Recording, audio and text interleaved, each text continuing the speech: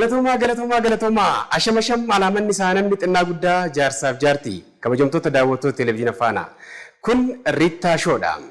Arras keessummaa jabaate tokko isiniif affeeree jira. Artist Maandis Galatoo waa'ee badhaasa idil addunyaa International Documentary Award IDA 37ffaa irratti badhaasa argate kana ni haasofnaa. Waa'ee hojiiwwan tanaan dura hojjetes kaasaa turtii bareedaa waliin taasifna. Daarektingiidhaan Fayyisaa Addunyaa kaameraa fi istiidiyoo mara to'achuudhaan Nimoona Riittaa qopheessaaf dhiyeessaan Riittaa Taaddalaatiin. Uffataan kan akkanatti na bareeche magaalaa Adaamaa gamoo Ooliyaar jalatti kan argamu Abbuukii Pirootokool guddaa galateeffannaani. Ceesiftuu booda gaafa walitti deebinu Maandis Galatoo faana turtii bareedaan taasifna. Riittaa Shoo.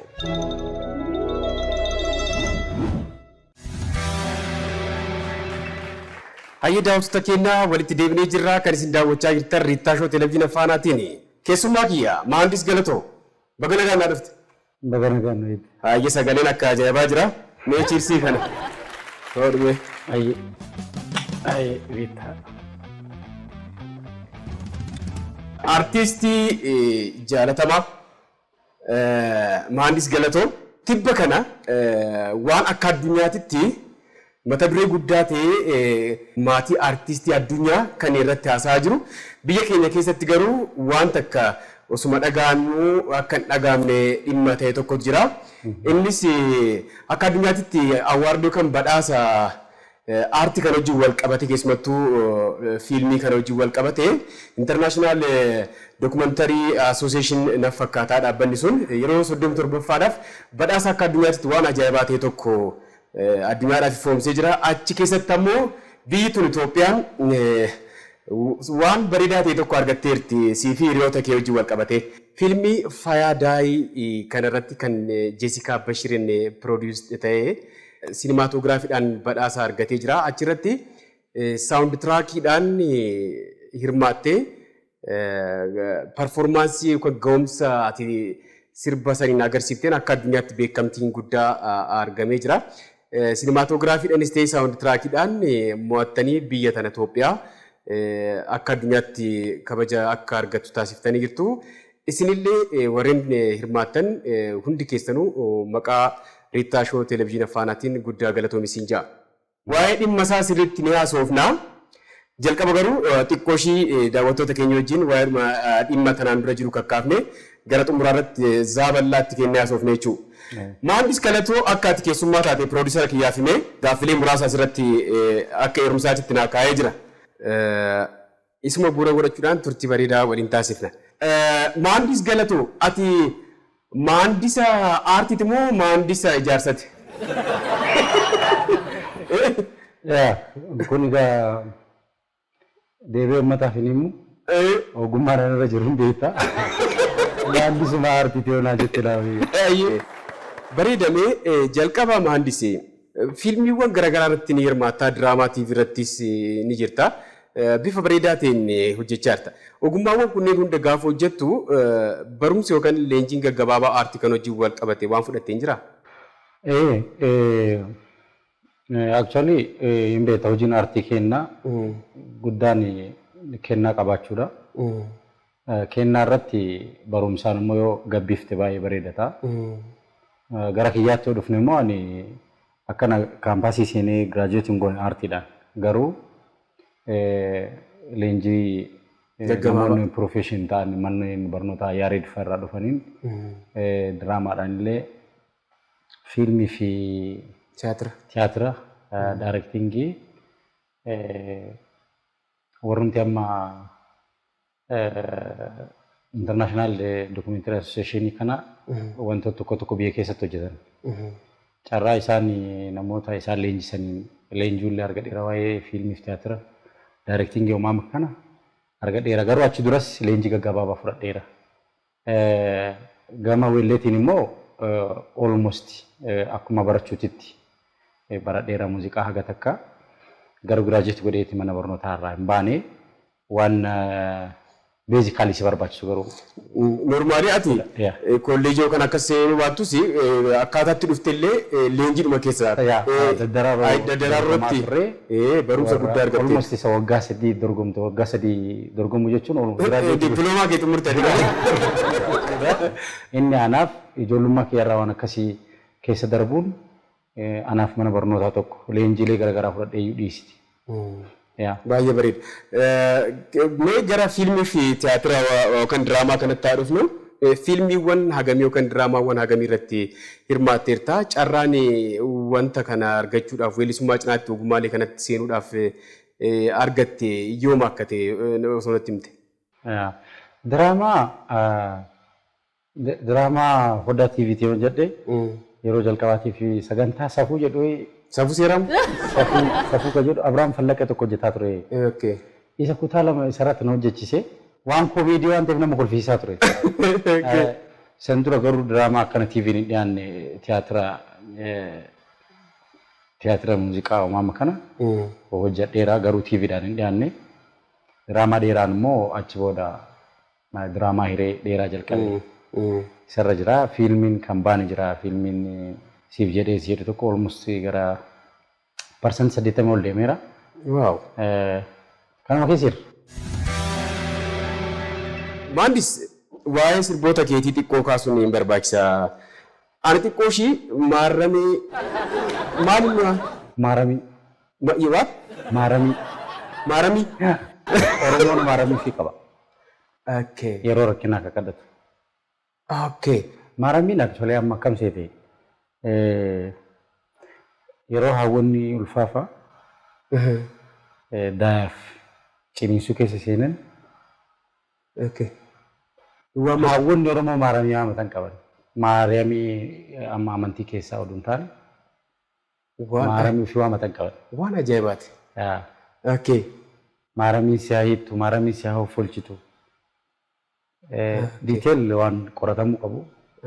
Namni immoo gara natti fiil godha. Gara amantii kanatti fiil godha. No, miti. Waan yeroo rakkoo na dhaqqabeettee yaamatu. Waan ajaa'ibaati baree bifa kanaan hubadheen jiru. Ayyaana akkasii qaba Oromoo. Jaalattee yoo dhabdis yoo dhiphina keessa seentee waamatta waan ta'eef anis gara sitti fide jechuudha. Sirbi sun seenaa dhugaa wajjin wal qabata laata? No. Actually sirba hiriyaa kiyyatu mata duree isaa maal hiriyaa kennaa kennu mucaa Shumii Gammadoo jedhama. Shaashamannee jira. Mucaa cimaadha. Sirba baay'ee bareeda dhugaa dubbachuudhaaf gidduutti xiqqoo ishii miidiyaalee illee gara sirboota haaraa hojjette kanatti xiyyeeffata waan ta'eef sirba kanaaf yeroo itti adeemnu. Haya. Kabajamtoota daawwattoota keenya sirbichaan yeroo bareedaa dabarsaatii walitti deebina. Hayi daawwattoota keenya walitti deebinee jirra. Riittaashoo televezyiina faanaatiin daawwachaa jirtan. Maandis mudannoo wal fakkaataa naaf sirratti gahee jira. Mudannoo sun maal seete? Rifeensi kiyya gurguddaadha. Akka keetii ta'uu baatus nama wayiitu maqaa kiyya wallaaleetu hello walisaa naan jallise. Alo camaree naan jedhe. Siinillee Finfinnee naannoo laga harree kana naaf fakkaata. Turistoota wayiitu istaayilii mataa kee kana laalee akkaataatti si waaman dhabnaan mallattoo wayii agarsiisnaan mucaan tokko immoo hello abbaa qoree jedhee si waama jedhan. Mudannoon akkasii kun hin jira. Warra Adiidii qofa miti warra Adiidiin gaariidha bar waan barbaadan dhufanii si gaafatan. Waan warra Adiidii irraa jaalladhu waan san. Waan adda isaanitti ta'e dhufanii si dubbisanii si gaafatan. Kana jechuun recognition si kennuudha baay'ee. Recognition. Dhufanii si kennu amma nama gurraacha waliin jira. Nama gurraacha waliin jira jechuun warra biyyaati natti fakkaata warra biyyaa agarsiisuuf deemu. Warra Adiidiyaa I think akkas ta'a. Waliin jiranii jarri mammari'attee na dubbisuu barbaadan. Ani immoo fuuldura isaanii deemaa jira. Kanaaf maybe yoo jarri Ingiliffaan dubbisen dhaga'u jedheeti natti fakkaate. Nawaame farmi. Kiliippii nuwaa beekamoo kiliippii kanarratti akkaataa daayirektingiin itti hojjetame bareedaa sirbichillee baay'ee tokko bareedaa sirna gadaa wajjin Oromoon waan addunyaa kanaaf gumaache Oromoon amma beekamuu qabu hin beekamne waan qabu jalaa fudhatamee jira waan jedhu kanarratti wanta bareedaa tokko kan itti agarsiiftan daayirektingii Gammadoo Jamaaltu hojjete waan bareedaa of keessaa qaba. Yaa nu beekan akkuma isin jedha Oromoo akka ittiin interpret gisee godhan odoo waa'ee Oromoo hin beekini akkaataa negatiif ta'e fudhatan. Garuu riisoorsiin Oromoon qabu seenaan Oromoon qabu biyya tanaafis addunyaafis waan himtee fixxu miti. Sirba daqiiqaa 5 miti fiilmii soo hojjetee fixxu. So anillee ogummaa kiyyaan sabni kiyya kana. Sabni kiyya akka sirba keessa dhageettisan warra kana akka isinitti hubattan sana hin taane warra kanaati. Warra hammataadha aadaa qabnaa. Warra sirna gadaa addunyaaf gumaachee. So Oromoon amma jirtus tokkummaadhaan yoo fuula sanitti deebi'anii akkasitti jabaatanii deemuu dandeenya. Hangafummaa keenya duraan isan. Tokkummaan humna. Nu galtee dubbiin tokkummaan humnaami hin laaftuu teenna irreen jedha. Akka durii sanitti deemnaan bar akka durii sanitti yaaddaa akka durii sanitti nyaattaa akka durii sanitti uffattaa miti. Warra durii irraa wanni fudhannu wanta ati adda uumuu hin dandeenyetu jira. Wanti isaan dur uumaniiran. Isa san garana yoo fiddee si jireenya amma jiraataa jirtu kana faana waan jabaa uumta jechuudha. Sirna gadaa gaafa ijaaran isaan tokkoomanii ijaaran. Sagalee wanti guddaan achi fudhachuu qabdu gaafa sirna gadaa fudhattu tokkummaatu sii dhufa jechuudha. Gaafa sirna gadaa fudhattu wal dhaggeeffatu sii dhufa. Gaafa sirna gadaa yaadattu wal kabaju sii dhufa. Gaafa sirna gadaa yaadattu istiraakcharii Oromoon ittiin wal bulchaa ture santu sii dhufa. Waaw. Neetwoorkii diriiree sii dhufa ofumaan. Isaantu diriirsee deemi gaa. Keebilii hunda diriirsanii deeman isaan. Keebilii ciccitesan amma. Keebilii gidduutti ciccitesan. Keebilii gidduutti ciccitesan walitti hiitee oon gootee fayyadamuudhaati. Amma oon godhuudhaati. Malee wanta addaa waan humtu hin jiru. Wanti humtu hin jiru. Keebilii wal ciccitesan. Isa san oon godhattee itti fayyadamuudha amma.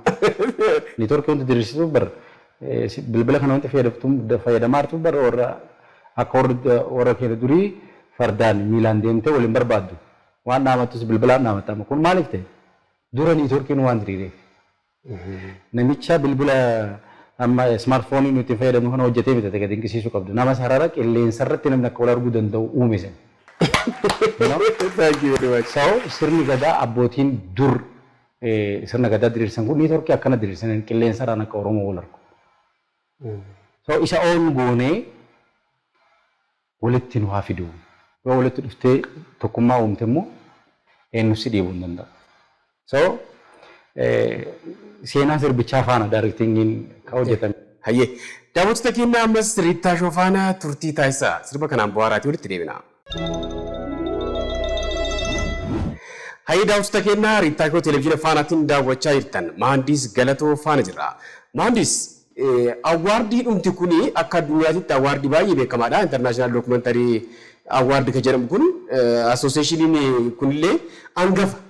Carraan sound trackii Faayadaayii badhaasa International Documentary Association qopheesse 37ffaa kanarratti good performance jedhanii sagalee dakka jiru akkaataa piichii isaa eeggattee itti hojjette nama muuziqaa irratti jiruun beeka waan ta'eef akka baaroo kanallee gootee baaroo kana sound trackii gootee addunyaa irratti beeksisuudhaaf haalli itti yaalte kun baay'ee bareedaadha.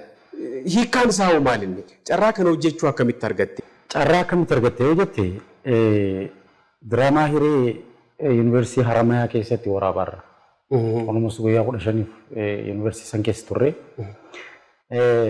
Intalli tun nama lammii Meeksikoo Ameerikaa qabdu. Isiin illee dhuftee dokumeentarii kana hojjetaarti. Jessikaa Bashir jedhamti. Jessikaa Bashir. Yaa intala jabduudha. Waa'ee qotee bulaa Oromoo Harargee, waa'ee qeerroo Oromoo, waa'ee jireenya uummata baadiyyaa, waa'ee godaansaa, waliigala waa'ee jiruuf jireenya uummata Oromoo baadiyyaa jiru hojjetaa jirti. Thank you. So akka tasaa ta'e ijoollee kaameraamaanii nu faana jiran faana leenjii kenniteettiif kana dura biyya kana dhuftee. She's best director addunyaa irratti hin beekaniini. Hojiilee jajjabaa akka daayirektii isiin gootuuf barbaadan nama jabduudha. Profaayilii isii seentee ilaalte nama jabduu. Jeesikaa Bashir. Barumsa siinimaatoogiraafii kana illee barumsa waan. Achi tola garree anis weellisaa ta'uu kiyyaa na bartee wal barannee yaada kana nu fidde. Waan hagana ulfaataa ta'uu illee nutti himtee. Kanaaf waggaa 10 dadhabdee achi dura. Kan hojjechuudhaaf waggaa 10 fayyaaday jedhee. Fayyaaday jechuun akka amma namni yoo dalagaa jiru itti dhuftee ashamaa itti bira tartaan akkas jechuudha. Intalli tun sanyii Oromoo qabdi. So achi wal arginee waan akkanaa jettee jennaan saawundi tiraakii barbaada. Saawundi tiraakii afaan Oromootiin barbaada. Amma waan biraatiin dadhabneerra. Diraamaan hiriitu baay'ee nu dadhabsiiseera. Waan halkan waraabamu jira, guyyaa waraabamu jira. Nun jettee jennaan waan kan kee irratti dadhabee hin jirumi. Waraabamaa turree halkan keessa sa'aatii 7tti sa'a 7-8 an dadhabe jedhee galeetti kutaa kiyya boqadheera dhufanii balbalatti tumanii nagaasan.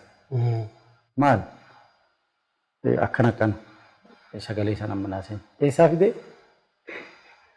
waan ajaa'ibaati. Seenika waan ati ittiin qophoofnidha. Deemuu fi guyyaa nagana na jalaa dhumuteera deemuu fi kan ammoo dirqama fudhachuu qaba. Akkamiin lafaa ka'ee sirbi waan musii dhufe sirbi. Hayyee natti fiilingii konseptii irratti ani itti seenu intarneetii hojjetaa jirtu natti akkana uummata baadiyyaa jiraatu jireenya isaa jiru kanaan garuu uummata gammadee jiraatu. Baadiyyummaa isaatti uummata gammadee jiraatu. Jettee natti achuma seenne. Battalumatti online hirribaa ka'ee dhaqee siin jedha. Waan ajaa'ibaati. Kumsaan waliin jira. Namni hundi karaa ba'u dhandhee kana hojjenne jechuudha. Sagalee gugaadha. Sagalee gugaa. Baay'ee faranjiin waan isaan irraa arge keessaa amma ifatti yeedaloo bareedaa maal jennee dadhabna. Isaan garuu kanatu isaan gammachiise, kanatu isaan dinqisiise. Saawundi tiraakii ajaa'ibaa ta'e even performaansii kee. Performaansii jedha look. Performaansii. Is not about music, waa'ee muuziqaa miti. Sagalee kee uumaa kee. Isa adda baasanii beekamtii guddaa argachuu kee kanaan waan guddaadha yaada. Gaafa mudannoo kanaan sagalee seentu awaardii kanarratti noomineetoo kan akka kaadhimamuudhaaf dhiyaachuudhaaf deemuun beektaayyuu. Maal beekamu? Nu waan Oromoo hojjetaa jirti waan ta'eef intala sappoortu goona jenneeti. Siifillee ammoo acha addunyaa irratti beekamtee badhaafamu keellee sarpiraayiziidha. Almost waggaa 3 haga waan kana hojjetu. Waggaa 3 ta'a. Waggaa 3 yaa. Waggaa 3 gahee baay'ee tokko laatee jira. Maqaa keenya addunyaa irratti hagas mul'isuu keetiin guddaa galatoonni siin jaa. Mee daawwattoota keenyaaf illee xiqqoo ishii waan sagantaa badhaasa kanarratti waan jiru maal akka fakkaatu xiqqoo ishii daawwattoota keenyaaf mul'isuu qabna. Atillee akkaataa itti seente sagalee kana namni performaansii addunyaa irratti akka beekamtii guddaa argattu kan si taasise kana ta'uusaa daawwattoonni keenya illee sirriitti ilaaluu qabu jedhee yaada. Daawwattoota keenya ammas mee sirbi maandis beekamtii akka addunyaatti itti argate kun maal fakkaata akka jedhu daawwadhaatii walitti deebinaa.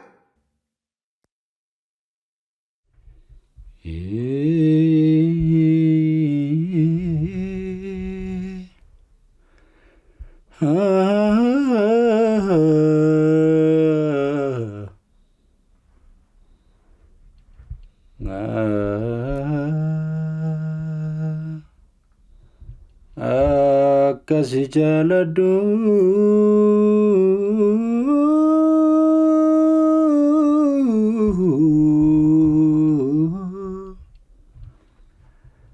atu ima beekta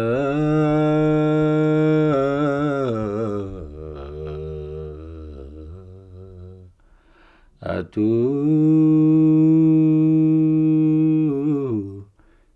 ima beekta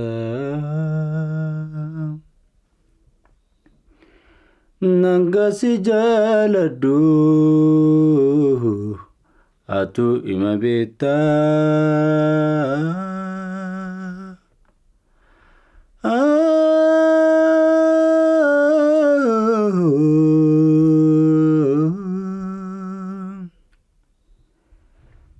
onneen si jaalachuu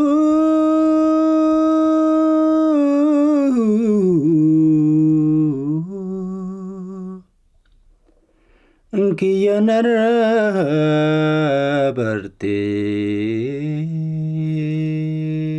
kiyya onneen si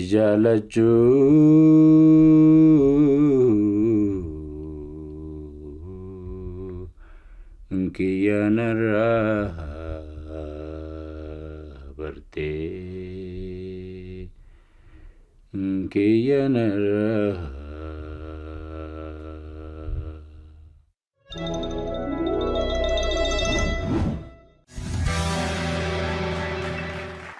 Hayyee Riitaa Shoo televezyiina faanaatiin daawwachaa jirtan. Maandis badhaasichi artistii Itoophiyaa jedhan fakkaata. Itoophiyaan singirya. Maaliif bifa barbaadamaa ta'een biyya keessatti itti haasa'amuu dhabe? Ani irratti solumaan gaafannaa. Itoophiyaan singirya jechuun namni kun nama biyya kanaati. Afaan asirbiin afaan biyya kanaati. Gaafa maqaa galchite isin illee gaafa ittiin dorgomaa turte bar biyya kana bakka buuteeti. Egalee dokumeentarii Afrikaa irraa addunyaa irraa waliin bahin yaada jabaa qabaa jedhamee isin wanni dhiyaateef isin biyya kana bakka buuteeti jechuudha. Isin nama ambaasaadara biyya kanaati, ambaasaadara Itoophiyaati. Kabaja guddaa qabnaaf. IDA International Documentary Association jechuun jabina isaa ansitti himu. Awwaardi kamiyyuu ol. Dikeedii afur jedhuun isaanii waggaa 37 haga 40maati. Richard Dree Director Executive Director gaafa dubbatu argee jira. Saganticha amma namni quban qabeechuun hin danda'amu. Yeroo kanatti calaalii dhumsaa waggaa baay'ee fudhatan fakkaata. Almost waggaa 3 sin jedha. Waggaa 3 haga fudhattee deemtee waan ajaa'ibaati. Kanaaf maaliif bakka hin kennineefi I don't know. Garuu maal seetu odumaasiin namni si tissu duubaan rabbi bakka biraas geessa.